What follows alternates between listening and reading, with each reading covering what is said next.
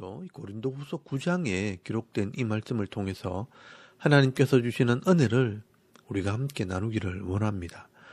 여러분이 고린도후서 9장 말씀에는 이 바울이 이 고린도 교회 성도들이 예루살렘 교회를 돕기 위해 하나님께 드리는 이 연보가 어떤 의미가 있는가, 이 연보에 대한 원리와 복에 대해서 기록을 하고 있습니다.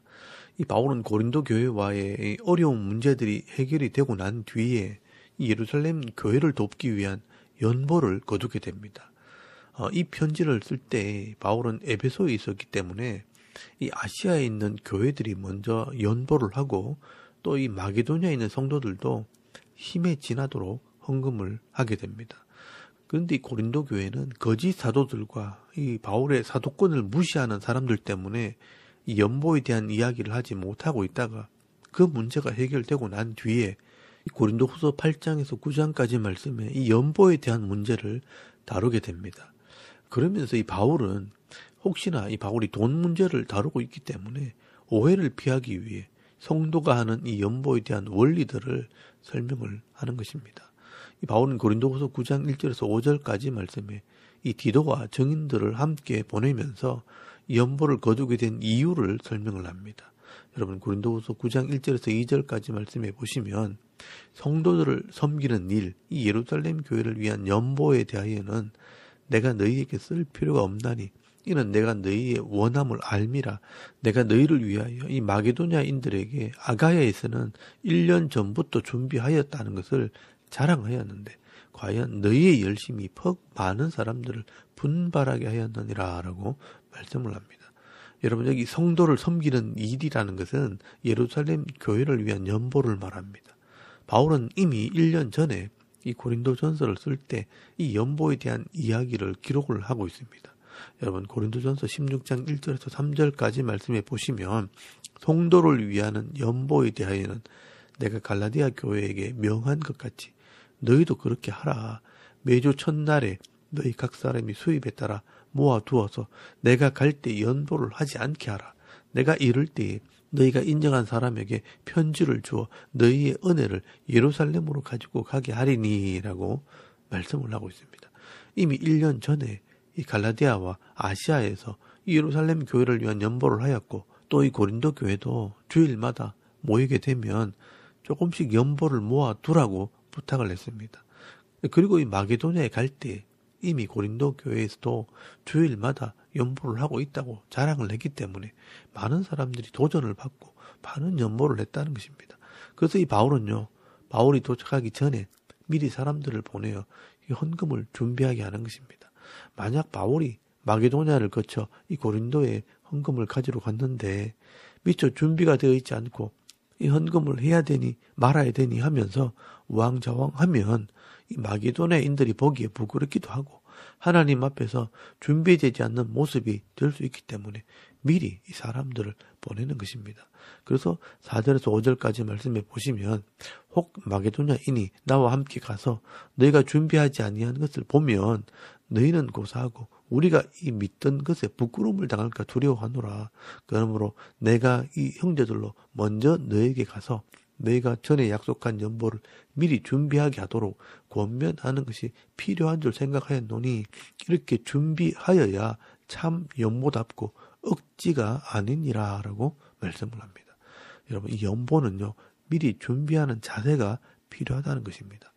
여기 연보라는 말은 정확하게 이야기하면 복이라는 말입니다. 5절 말씀에도 보시면 연보라는 말에 이 번호가 달려있고 밑에 보시면 복이라고 기록을 해두었을 겁니다. 이게 원래 단어의 의미입니다. 원래 연보는 하나님께서 내게 주신 은혜와 복입니다. 그런데 이 복을 가난한 자들과 어려운 사람들에게 나누는 것을 연보라고 하는 것입니다. 그래서 이 연보를 할 때는요, 내게 주신 이 복을 따라서 형편에 맞게 준비해야 하는 것입니다. 남들이 많이 하니까 나도 많이 해야지. 남들이 조금 하니까 나도 조금 해야지. 이렇게 사람을 보고 하는 것이 아니라 하나님께서 내게 주신 은혜를 따라 나누게 될 때 하나님께서 그 사람의 필요를 아시기 때문에 더 풍성한 은혜로 채워주시는 것입니다. 그래서 6절 말씀에 보시면 이것이 곧 적게 심는 자는 적게 거두고 많이 심는 자는 많이 거둔다 하는 말이로다라고 말씀하는 것입니다. 여기도 이 많이 심는다고 할 때 이 많다는 말이 원래 복이라는 말입니다. 복을 심는 자가 복을 거둔다라는 말입니다. 이것을 반대로 이야기하면 적게 받았으니 적게 하는 것이고 복을 받았으니 복을 나눈다라는 뜻입니다. 우리가 내게 주신 은혜를 따라 내 형편에 맞게 하나님께 예물을 드리기도 하고 또 가난한 자들을 돕는 연보를 하게 되면 절대로 부족하지 않게 되는 것입니다. 성도들이요, 감정에 치우쳐서 욕심으로 조급함으로 헌금을 하게 되면 내 형편은 그만큼 안 되는데 이 사람들에게 잘 보이려고 작정을 하고 서원을 해서 헌금을 하게 되면요, 여러분 그 헌금 때문에 온 가정이 시험에 들게 되기도 하는 것입니다. 절대 이 헌금은 욕심으로 하는 것도 아니고 억지로 하는 것도 아닙니다. 말씀의 원리를 따라 내게 주신 이 복을 따라 은혜대로 형편대로 하게 되면 하나님께서 반드시 복을 주시고요. 또 심는 만큼 이 심는 자에게 복을 갚아주시는 것입니다. 그리고 이 바울은요, 7절 말씀에 다시 이 연보의 원리, 이 헌금의 원리를 설명을 합니다. 각각 그 마음에 정한 대로 할 것이요 인색함이나 억지로 하지 말지니 하나님은 즐겨내는 자를 사랑하시느니라 라고 말씀을 합니다. 이 헌금은요, 각자가 내 마음에 정한 대로 하는 것입니다. 헌금을 하는 이 각자의 마음에 내가 드리는 이 물질이 하나님께 예물로 드려지는 것인지 구제 헌금으로 쓰이는지 내 마음에 분명한 목적을 가지고 정해서 해야 된다는 뜻입니다. 그냥 세상 사람들이 손에 잡히는 대로 용돈 주듯이 그냥 기분 따라 분위기 따라 하는 것이 아니라는 것입니다. 오늘 우리가 헌금을 할 때 11조를 하고 또 감사 헌금을 하고 건축 헌금이나 선교 헌금을 할 때 마음에 결정을 하고 각자가 그 헌금을 하나님께 드려야 하는 것입니다. 어떤 분들은요, 이 남편의 헌금을 이름을 적어서 대신하기도 하고 또 어떤 분들은 아들의 헌금을 이름만 적어서 대신하는 경우도 있습니다. 그렇지만 정확하게 이 남편이나 아들에게 우리가 이 헌금을 하나님께 드리고 또 어떤 목적으로 하는 헌금이라는 것을 서로 의논을 하는 것이 좋습니다. 그래야 하나님이 받으시는 예물이 되는 것입니다. 그리고 마음에 이 결정한 헌금은요, 인색함이나 억지로 하는 것보다는 즐겁게 드려야 합니다. 여기 인색하다는 말은 고통스럽다, 한숨 쉬다라는 말입니다. 헌금을 하면서 이 교통순경한테 걸려서 억지로 벌금을 내듯이 하면 안 된다는 것입니다. 여기 즐겨내다라는 말도 즐거운 마음으로 내는 것을 말합니다. 이 구약 성경의 표현대로 하면 자원하는 마음으로 하나님께 드려야 하는 것입니다. 이미 우리에게 헌금을 할 수 있도록 복을 주신 분이 하나님이시기 때문에 이 하나님께서는 헌금을 하고 연보하는 사람들의 이 마음을 보시는 것입니다. 그래서 기쁨으로 예물을 드리고 기쁨으로 연보하는 사람들을 기뻐하시는 것입니다. 그리고 그런 사람들에게 더 많은 것을 할 수 있도록 도와주시는 것입니다. 여러분 8절 말씀에 보시면요, 하나님이 능히 모든 은혜를 너희에게 넘치게 하시나니 이는 너희로 모든 일에 항상 모든 것이 넉넉하여 모든 착한 일을 넘치게 하게 하려 하심이라 라고 말씀을 합니다. 하나님께서는요, 이 모든 사람들에게 은혜와 복이 넘치도록 부어주실 능력이 있는 분입니다. 그래서 우리가 바른 헌금 생활을 할 때 모든 일에 넉넉하게 하시고 더 많은 일을 할 수 있도록 은혜를 베풀어 주신다는 것입니다. 그래서 9절 말씀에 보시면요, 바울이 시편 112편 9절 말씀을 인용을 합니다. 기록된 바 그가 흩어 가난한 자들에게 주었으니 그의 의가 영원토록 있느니라 함과 같으니라 라고 말씀을 합니다. 여러분 시편 112편은요, 이 하나님 말씀을 순종하는 자들에게 복을 주시고 또 하나님께서 주시는 이 은혜로 꾸어주는 자들은 복을 받게 된다는 약속의 말씀입니다. 그래서 시편 112편 9절 말씀에 그가 재물을 흩어 빈궁한 자들에게 주었으니 그의 의가 영구히 있고 그의 뿔이 영광 중에 들리리로다 라고 말씀하는 것입니다.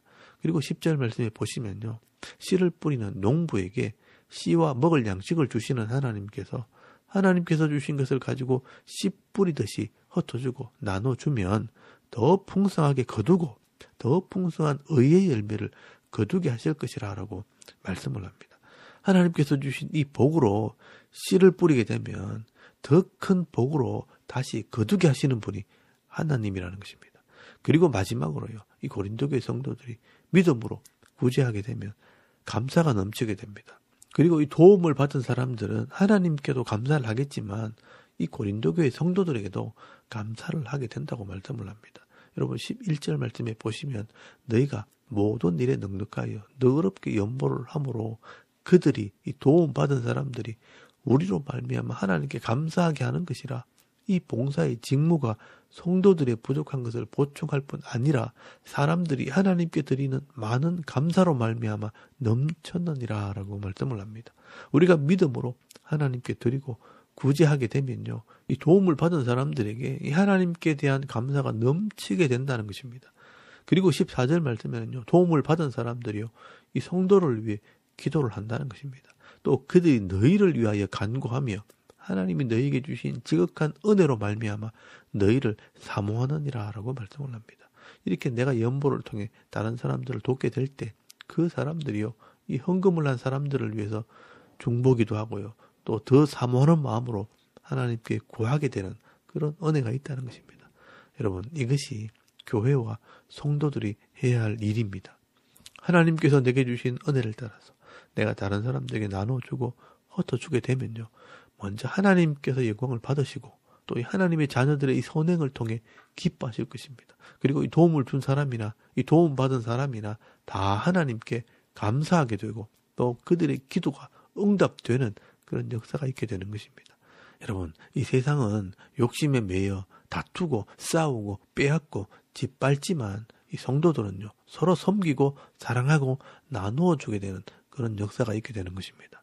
세상에서는요, 지금도 자기 욕심을 채우기 위해 총칼로 사람들을 위협하고 죽이고 고통하는 세상을 살고 있지만, 그러나 우리는 이 헌금의 원리를 따라 하나님께서 주시는 이 복을 나누고 섬기며 기도하며 나아갈 때 이 땅에서 하나님께서 주시는 이런 풍성한 은혜를 누리게 되는 것입니다. 오늘 저와 여러분도 그런 은혜를 나누어 주고 또 하나님 주시는 이 복을 받아 누리는 그런 은혜가 있기를 원합니다. 오늘도 이 말씀을 통해 헌금의 원리를 따라 살아갈 때 하나님께서 주시는 은혜를 함께 나누고 감사하며 서로 기도하며 살아갈 때 하나님께서 때를 따라 채워주시는 은혜로 말미암아 이 평안의 삶, 축복의 삶을 누리며 살아가는 저와 여러분의 이런 영적인 삶의 모습이 되실 수 있기를 주의 이름으로 축원합니다. 아멘. 우리 잠깐 기도드리겠습니다. 오늘도 내게 주신 은혜를 감사하며 나누어주고 흩어주는 삶을 살아갈 때 풍성함을 누리는 인생이 되게 하옵소서. 또 나라의 평안을 위해 섬기는 교회의 영적인 부흥과 가정의 화목을 위해서 또 개인의 기도 제목을 따라 기도하고 오늘 하루 삶을 또 시작할 수 있길 바랍니다. 다 같이 우리 하나님께 한번 기도드리겠습니다. 살아계신 하나님 은혜를 참 감사합니다. 오늘 이 아침에 우리가 하나님을 예배하게